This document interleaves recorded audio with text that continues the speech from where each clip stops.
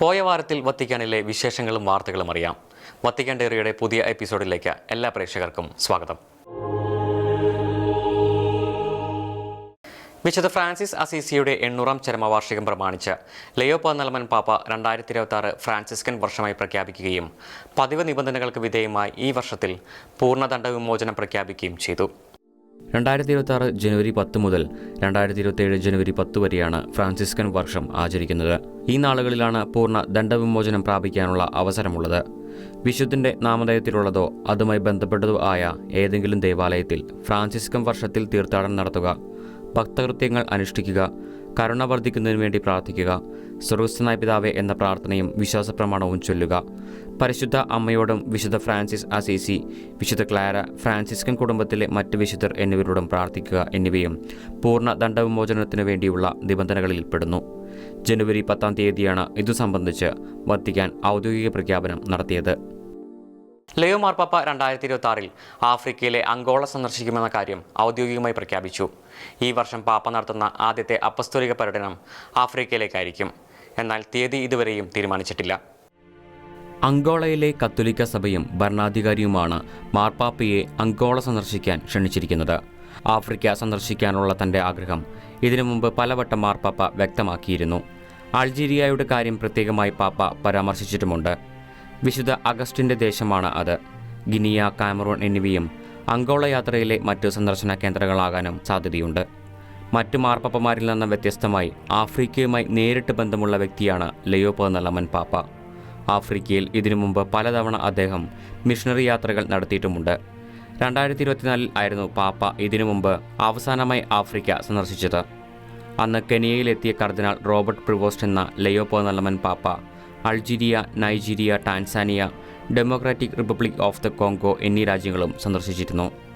40% Roman കത്തോലിക്കരും 40% പ്രൊട്ടസ്റ്റന്റുകാരുമുള്ള രാജ്യമാണ് Angola. Brazil കഴിഞ്ഞാൽ ലോകത്ത് ഏറ്റവും കൂടുതൽ പോർച്ചുഗീസ് ഭാഷ സംസാരിക്കുന്ന രാജ്യങ്ങളിൽ 2ാം സ്ഥാനമാണ് അങ്കോളയ്ക്കുള്ളത്. പോർച്ചുഗീസുകാരിൽ നിന്ന് 1975 അങ്കോള സ്വാതന്ത്ര്യം നേടിയത്. ലുവാണ്ട ആണ് തലസ്ഥാനം. 450 വർഷം പഴക്കമുള്ള വിശ്വാസത്തിൻ്റെ പാരമ്പര്യമുള്ള ദേശമാണ് ലുവാണ്ട. ലുവാണ്ടയിൽ വിശ്വാസം ആരംഭിച്ചിട്ട് 450 വർഷമായതിൻ്റെ ഗ്രാൻഡ് ജൂബിലി ആഘോഷിക്കുന്ന വർഷം കൂടിയാണ് ഇത്. പോർച്ചുഗീസ് മിഷണറിമാരാണ് അങ്കോളയിൽ ക്രൈസ്തവ വിശ്വാസത്തിന് വേരുപാകിയത്. ജെസ്യൂട്ട്സ്, ഡൊമിനിക്കൻസ്, ഫ്രാൻസിസ്കൻസ് എന്നിവർ ഇതിൽ നിർണായക പങ്ക് വഹിച്ചിട്ടുണ്ട്. ഇന്ന് 20 കത്തോലിക്ക രൂപതകൾ അങ്കോളയിലുണ്ട്. ഇതിനു മുമ്പ് അങ്കോളയിലെത്തിയ മാർപ്പാപ്പ ബെനഡിക്ട് 16 പാപ്പയായിരുന്നു. 9 വർഷം നീണ്ടുനിന്ന ആഭ്യന്തര യുദ്ധത്തിനു ശേഷം 2009 ബെനഡിക്ട് 16 പാപ്പ ഇവിടെ എത്തിയത്. സമാധാനത്തിൻ്റെ ദൂതുമായിട്ടായിരുന്നു ബെനഡിക്ട് 16 പാപ്പ അങ്കോളയുടെ മണ്ണിൽ കാൽകുത്തിയത്. അന്ന് ബെനഡിക്ട് 16 പാപ്പ പറഞ്ഞ വാക്കുകൾ ഇപ്രകാരമായിരുന്നു: ക്ഷമയുടെയും പ്രത്യാശയുടെയും ക്രിസ്തുവിലുള്ള പൊതുജീവിതത്തിൻ്റെയും സന്ദേശം പ്രസംഗിക്കുന്നതിനായിട്ടാണ് ഞാൻ ഇവിടെ എത്തിയിരിക്കുന്നത്.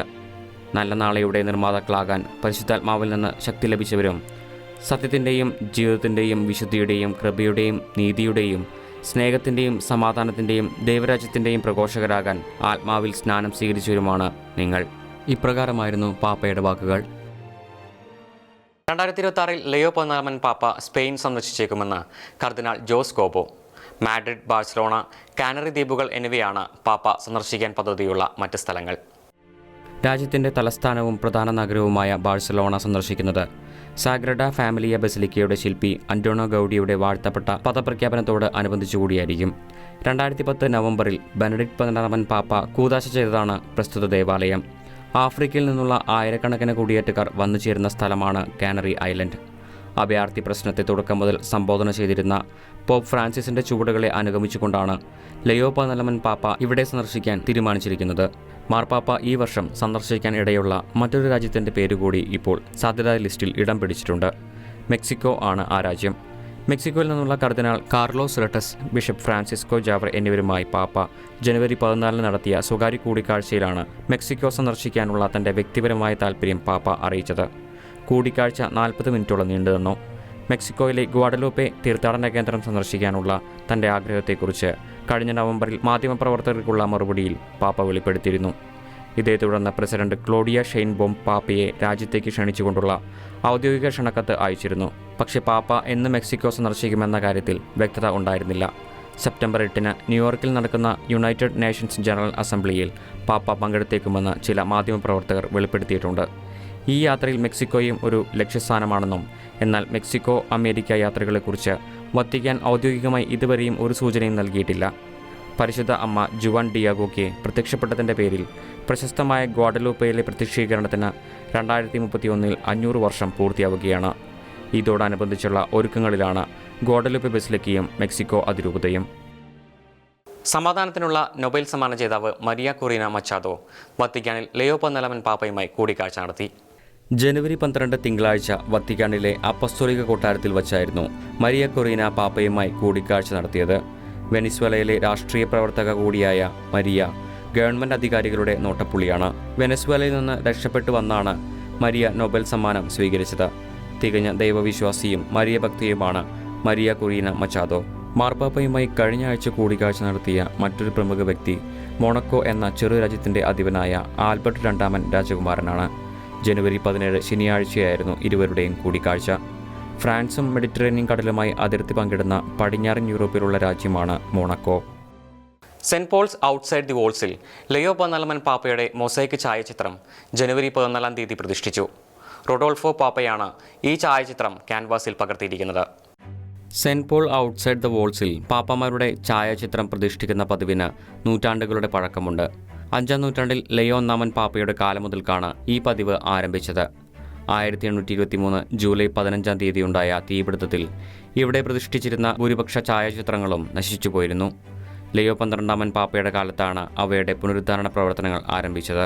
ഗ്രിഗറി 16 പാപ്പയുടെ കാലത്താണ് ഇത് പൂർത്തിയാക്കിയത്. പുനരുദ്ധാരണ ജോലികൾക്കിടയിൽ അഗ്നിബാധയെ അതിജീവിച്ച 40-ലേറെ മൊസൈക്ക് ചിത്രങ്ങൾ ബെനഡിക്റ്റൈൻ ആബിയിലേക്ക് മാറ്റിയിരുന്നു. ലിയോ 14 പാപ്പയുടെ ഛായാചിത്രം 15,000-ലധികം ടെസേറകൾ ചേർത്താണ് നിർമ്മിച്ചിരിക്കുന്നത്. വത്തിക്കാൻ പാരമ്പര്യത്തിലുള്ള സ്റ്റെക്കോ ഉപയോഗിച്ചാണ് ഛായാചിത്രം പതിപ്പിച്ചിരിക്കുന്നത്. ഈ മൊസൈക്കിനെ ടോണ്ടോ എന്നാണ് വിളിക്കുന്നത്. ഇറ്റാലിയൻ ഭാഷയിലുള്ള ഈ വാക്കിന് റൗണ്ട് എന്നാണ് അർത്ഥം. ബസിലിക്കയുടെ വലതുവശത്തെ നേവിലെ ഫ്രാൻസിസ് പാപ്പയുടെ ഛായാചിത്രത്തിനടുത്തുള്ള സ്ഥലത്ത് ഏകദേശം 43 അടി ഉയരത്തിലാണ് മൊസൈക്ക് സ്ഥാപിച്ചിരിക്കുന്നത്.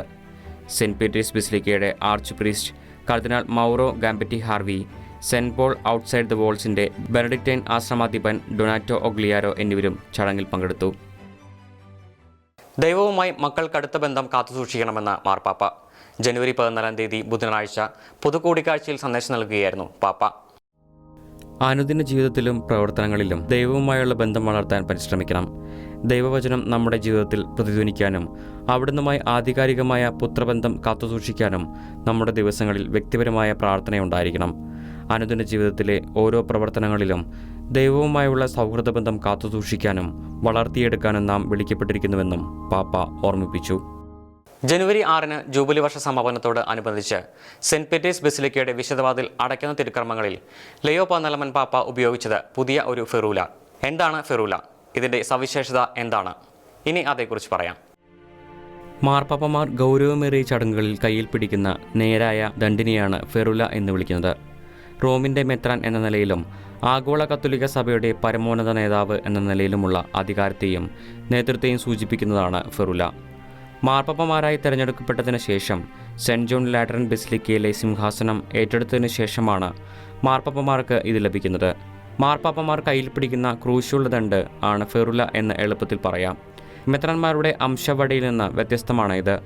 മാർപ്പാപ്പമാർ കയ്യിലെന്തുന്ന ഈ ദണ്ട് നേരെയുള്ളതാണ്, എന്നാൽ മെത്രാന്മാരുടേത് വളഞ്ഞ ആകൃതിയിലുള്ളതാണ്. പാപ്പാമാരുടെ അധികാരം സർവ്വസഭയിലേക്കും ഉള്ളതായതിനാലാണ് വളഞ്ഞ ദണ്ട് ഉപേക്ഷിച്ച് പകരം നേരായ ദണ്ട് സ്വീകരിച്ചിരിക്കുന്നത്. ക്രിസ്തുവിൻ്റെ ക്രൂശുമായുള്ള നേരിട്ടുള്ള ബദ്ധതയും ഇത് സൂചിപ്പിക്കുന്നു. വളഞ്ഞ ദണ്ട് ഒരു രൂപതയെ മാത്രമാണ് സൂചിപ്പിക്കുന്നത്. ഓരോ ഫെറൂലയും സൂചിപ്പിക്കുന്നത് ക്രിസ്തുവിൻ്റെ ക്രൂശിനെയും സഭയുടെ സർവ്വലോക ഇടയസ്ഥാനത്തെയും സേവനമാണ്, അധികാരമല്ല എന്ന സന്ദേശത്തെയുമാണ്. സഹനങ്ങളിലൂടെയുള്ള രക്ഷയുടെ പ്രതീകം കൂടിയാണ് ഇത്. ഏറ്റവും പ്രശസ്തമായ പേപ്പൽ ഫെറൂലകളുടെ തുടക്കം പോൾ 6 പാപ്പയിൽ തുടങ്ങുന്നു. ലെല്ലോ സ്കോർസെല്ലിയാണ് ഈ ഫെറൂല രൂപകൽപ്പന ചെയ്തത്. വേദന അനുഭവിക്കുന്ന ക്രിസ്തുവിനെയാണ് വെള്ളിയിൽ തീർത്ത ഈ ഫെറൂലയിൽ ചിത്രീകരിച്ചിരിക്കുന്നത്. ജോൺ 12 പാപ്പയുടെ കാലത്ത് ഈ ഫെറൂല ഏറെ പ്രശസ്തമായി. ബെനഡിക്ട് 16 പാപ്പയുടെ കാലത്ത് സ്കോർസെല്ലി രൂപകൽപ്പന ചെയ്ത ഫെറൂല ഒഴിവാക്കുകയും പരമ്പരാഗത സ്വർണ്ണ ഫെറൂല സ്വീകരിക്കുകയും ചെയ്തു. സഭയുടെ പരമ്പരാഗത മഹത്വമാണ് ഇതിലൂടെ അദ്ദേഹം പ്രകടിപ്പിച്ചത്.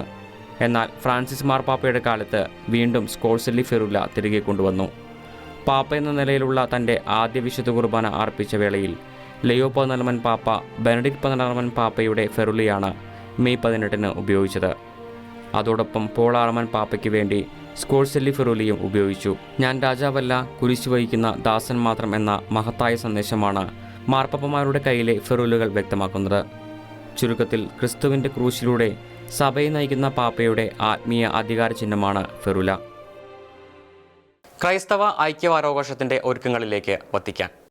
ക്രൈസ്തവ സഭകൾ തമ്മിലുള്ള ഐക്യവും സ്നേഹവും സഹകരണവും വർദ്ധിപ്പിക്കുക എന്ന ലക്ഷ്യത്തോടെയാണ് എല്ലാ വർഷവും സഭ ക്രൈസ്തവ ഐക്യവാരം ആഘോഷിക്കുന്നത്.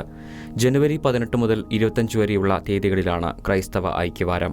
വിശുദ്ധ പത്രോസ് പൗലോസ് ശ്ലീഹന്മാരുടെ തിരുനാളിനോട് അനുബന്ധിച്ചാണ് ഇത് ആചരിക്കുന്നത്.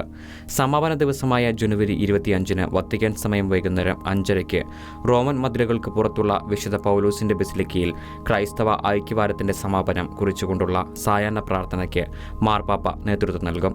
ജനുവരി 19 മുതൽ 24 വരെ തീയതികളിൽ വത്തിക്കാനിലെ വിവിധ ദേവാലയങ്ങളിലായി ക്രൈസ്തവ ഐക്യവാരവുമായി ബന്ധപ്പെട്ട പ്രാർത്ഥനകളും എക്യുമെനിക്കൽ പ്രാർത്ഥനായോഗവും നടക്കും. അർമേനിയയിലെ കത്തോലിക്ക ഇവാഞ്ചലിക്കൽ സഭയുടെ പങ്കാളിത്തത്തോടെ ഓർത്തഡോക്സ് സഭാവിശ്വാസികൾ തയ്യാറാക്കിയിരിക്കുന്ന പ്രാർത്ഥനകളാണ് ഇത്തവണത്തെ ക്രൈസ്തവ ഐക്യവാരത്തിൽ ഉപയോഗിക്കുന്നത്. ജനുവരി 18 മുതൽ 25 വരെ ക്രൈസ്തവ ഐക്യവാരം എന്തുകൊണ്ട് ആഘോഷിക്കുന്നു എന്നതിന് പിന്നിലും ഒരു ചരിത്രമുണ്ട്. വിശുദ്ധ പത്രോസ് എന്നത് സഭയുടെ ഐക്യത്തിന്റെ പ്രതീകമാണ്. നീ പത്രോസാണ്, ഈ പാറമേൽ എൻ്റെ സഭ ഞാൻ സ്ഥാപിക്കും, നരക കവാടങ്ങൾ അതിനെതിരെ പ്രബലപ്പെടുകയില്ല. സ്വർഗരാജ്യത്തിന്റെ താക്കോലുകൾ നിനക്ക് ഞാൻ തരും. നീ ഭൂമിയിൽ കെട്ടുന്നതെല്ലാം സ്വർഗത്തിലും കെട്ടപ്പെട്ടിരിക്കും, നീ ഭൂമിയിൽ അഴിക്കുന്നതെല്ലാം സ്വർഗത്തിലും അഴിക്കപ്പെടും എന്നാണല്ലോ വിശുദ്ധ ഗ്രന്ഥം രേഖപ്പെടുത്തിയിരിക്കുന്നത്. റോമിലെ വിശുദ്ധ പത്രോസിന്റെ കസര എന്ന് അറിയപ്പെടുന്ന തിരുനാൾ ആചരിച്ചിരുന്നത് ജനുവരി 18 യേശുവിന്റെ ദൈവത്വത്തെ പിന്തുണച്ചുകൊണ്ട് വിശുദ്ധ പത്രോസ് നൽകിയ വിശ്വാസത്തിന്റെ ഏറ്റുപറച്ചിലിൽ ശ്രദ്ധ കേന്ദ്രീകരിച്ച് വിശുദ്ധ പത്രോസിന്റെ കുമ്പസാരം എന്നറിയപ്പെടുന്ന സമാനമായ തിരുനാൾ ഇപ്പോഴും ആംഗ്ലിക്കൻ സഭാംഗങ്ങൾ ആഘോഷിക്കാറുണ്ട്. അതുകൊണ്ടാണ് ക്രൈസ്തവ ഐക്യത്തിനായുള്ള പ്രാർത്ഥനാവാരം ആരംഭിക്കാൻ ജനുവരി 18 തിരഞ്ഞെടുത്തിരിക്കുന്നത്.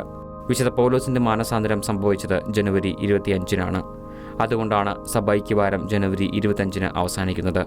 ഇങ്ങനെ യഥാർത്ഥ ഐക്യമെന്നത് ഹൃദയത്തിന്റെ പരിവർത്തനമാണെന്നും പത്രോസിൽ നിന്ന് പൗലോസിലേക്കുള്ള ആത്മീയ യാത്രയുടെ സഞ്ചാരപഥങ്ങളെയാണ് നാം പിന്തുടരേണ്ടതെന്നും ഓർമ്മിപ്പിക്കുകയാണ് ക്രൈസ്തവ ഐക്യവാരം. ക്രൈസ്തവ ഐക്യത്തിനായുള്ള പ്രാർത്ഥനാപരം ആരംഭിച്ചത് ഫാദർ പോൾ വാട്സൺ ആണ്. Octave of prayer for Christian unity എന്ന പേരിൽ അറിയപ്പെട്ട ഈ പ്രാർത്ഥനയ്ക്ക് പിന്നീട് വിശുദ്ധ 10 പിയൂസ് മാർപ്പാപ്പ 1916 അംഗീകാരം നൽകി. ഇന്ന് വത്തിക്കാനും മറ്റ് ക്രൈസ്തവ സഭകളും ചേർന്ന് ആഗോള വ്യാപകമായി ക്രൈസ്തവവാരം ആഘോഷിക്കുന്നു. വിഭജനങ്ങൾ വർദ്ധിക്കുന്ന ഈ ലോകത്ത് എല്ലാവരും ക്രിസ്തുവിൽ ഒന്നാകാൻ ആഹ്വാനം ചെയ്യുകയാണ് ക്രൈസ്തവ ഐക്യവാരം. ദൈവത്തിന്റെ കണ്ണുകളിൽ നാം വളരെ വിലയുള്ളവരാണെന്ന ലയോ മാർപ്പാപ്പ ഞായറാഴ്ചയിലെ ആഞ്ചലസ് പ്രാർത്ഥനയ്ക്കിടയിൽ സന്ദേശം നൽകുകയായിരുന്നു പാപ്പ. ക്രൈസ്തവരെന്ന നിലയിൽ നാം എപ്പോഴും ജാഗരൂകരായിരിക്കണം. എന്താണ് നമുക്ക് അത്യാവശ്യമായിരിക്കുന്നത് എന്നതിൽ നാം ശ്രദ്ധ കേന്ദ്രീകരിക്കണം. ദൈവത്തിൻ്റെ കണ്ണുകളിൽ നാം എത്രയോ വിലപ്പെട്ടവരാണെന്ന കാര്യം ഒരിക്കലും മറന്നു പോവുകയും അരുത്. നമ്മുടെ ഇടയിലുള്ള കർത്താവിൻ്റെ സാന്നിധ്യത്തിൽ നിന്ന് നമ്മുടെ ശ്രദ്ധ വ്യതിചലിക്കരുത്. പ്രത്യക്ഷതകളെ പിന്തുടർന്ന് നമ്മുടെ സമയവും ഊർജവും പാഴാക്കുകയും അരുത്. ജാഗ്രത പാലിക്കാനും ലാളിത്യത്തെ സ്നേഹിക്കാനും വാക്കുകളിൽ ആത്മാർത്ഥത പുലർത്താനും സുബോധത്തോടെ ജീവിക്കുവാനും മനസ്സിൻ്റെയും ഹൃദയത്തിൻ്റെയും ആഴം വളർത്തിയെടുക്കുവാനും സ്നാപക യോഹന്നാനിൽ നിന്നും നാം പഠിക്കണമെന്നും പാപ്പ ആഹ്വാനം ചെയ്തു. വത്തിക്കാൻ ഡയറിയിൽ അവസാനം ഒരു ചരമവാർത്തയാണ്. 3 മാർപ്പാപ്പമാരെ സേവിച്ച പേപ്പൽ ചേംബർ അസിസ്റ്റന്റായി സേവനമനുഷ്ഠിച്ച ആഞ്ചലോ ഗൂഗൽ 90 വയസ്സിൽ ഓർമ്മയായി. ജോൺ പോൾ 1 പാപ്പ, ജോൺ പോൾ 2 പാപ്പ, ബെനഡിക്ട് 16 പാപ്പ എന്നിവരുടെ പ്രൈവറ്റ് അസിസ്റ്റന്റായിരുന്നു ആഞ്ചലോ ഗൂഗൽ. 20-ാം നൂറ്റാണ്ടിൻ്റെ അവസാന വർഷങ്ങളിലും പുതിയ സഹസ്രാബ്ദത്തിൻ്റെ ഉദയവർഷങ്ങളിലുമായി അരനൂറ്റാണ്ടോളമാണ് അദ്ദേഹം പാപ്പമാരെ സേവിച്ചത്. ജോൺ പോൾ 1 പാപ്പയ്ക്കൊപ്പം ഹ്രസ്വകാലവും ബെനഡിക്ട് 16 പാപ്പയുടെ പൊന്തിഫിക്കേറ്റിൻ്റെ ആരംഭകാലത്തും സേവനം ചെയ്ത അദ്ദേഹം ഏറ്റവും കൂടുതൽ വർഷം സേവിച്ചത് ജോൺ പോൾ 2 പാപ്പയായിരുന്നു, 27 വർഷം. 1981 മെയ് 13 ജോൺ പോൾ 2 പാപ്പയ്ക്ക് നേരെ സെൻറ്റ് പീറ്റേഴ്സ് സ്ക്വയറിൽ നടന്ന വധശ്രമത്തിനിടയിൽ പാപ്പയുടെ തൊട്ട് അരികിലായി ആഞ്ചലോയും ഉണ്ടായിരുന്നു. ചരിത്രത്തിൽ പതിഞ്ഞ ആ തപ്ത നിമിഷങ്ങളുടെ ഭാഗമായി എക്കാലവും ആഞ്ചലോ ഗൂഗൽ അനുസ്മരിക്കപ്പെടും. വിശ്വസ്തയോടും ഉത്സാഹത്തോടും കൂടി 3 പാപ്പമാരെ സേവിച്ച ആഞ്ചലോ ഗൂഗൽ വിശുദ്ധ സിംഹാസനത്തിനു വേണ്ടി ദീർഘവും വിലപ്പെട്ടതുമായ സേവനം കാഴ്ചവെച്ച വ്യക്തിയാണെന്ന് ലയോ 14 പാപ്പ കർദിനാൾ പിയട്രോ പരോളിന് അയച്ച ടെലിഗ്രാം സന്ദേശത്തിൽ പറഞ്ഞു. വത്തിക്കാൻ ഡയറി ഇവിടെ പൂർണ്ണമാകുന്നു. പുതിയ വിശേഷങ്ങളും വാർത്തകളുമായി നമുക്ക് അടുത്ത ആഴ്ച വീണ്ടും കണ്ടുമുട്ടാം.